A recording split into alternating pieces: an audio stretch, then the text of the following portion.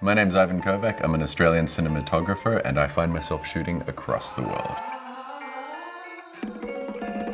What I love the most about shooting documentary is the fact that you can meet real people, tell real stories, and everyone in the world has a story. Today I have been shooting a young female fighter named Masha, and we have been shooting a half drama, half documentary. So when you shoot documentary, you have to shoot long periods of time. Now, you can roll 125 minutes in 4K with Z8 and you don't need to worry about the camera overheating. That itself is a game changer. I've worked on so many shoots with so many cameras, and the amount of downtime that I've had to literally just sit there with the camera saying, sorry, gotta wait a minute, we're overheating, that's a real issue, and the Z8 absolutely resolves that. I shot this production in ProRes 422HQ 10-bit at 4K resolution. I mean, it was lovely to be able to shoot in that because that's predominantly the workflow that I use in post-production. It made it, you get those rushes out really quickly.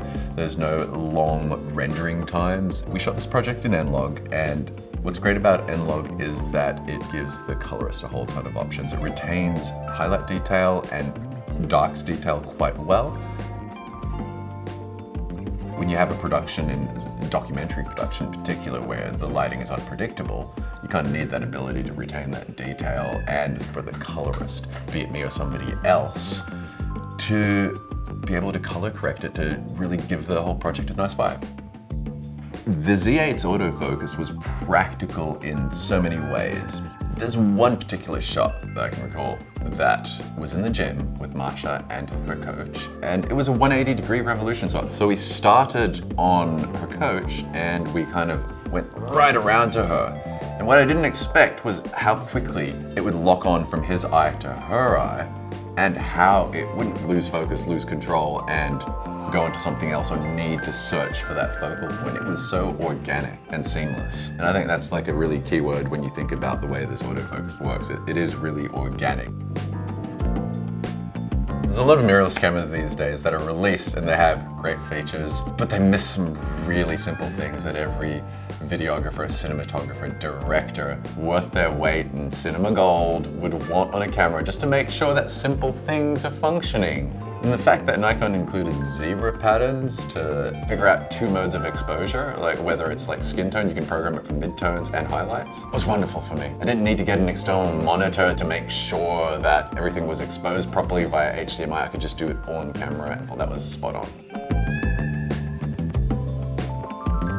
In the end, it's all about the image that you can get out of the camera, and what impressed me the most was the ease with which I could get this. It was quick, it was fast, and I had a gorgeous image that conceivably could have taken me much longer. As a documentarian, as a filmmaker, that's kind of what you want.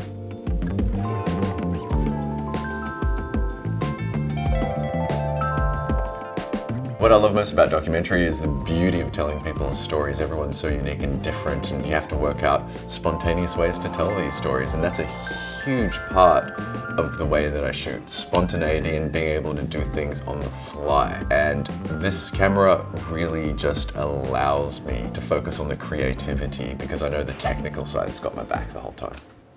Ready, action.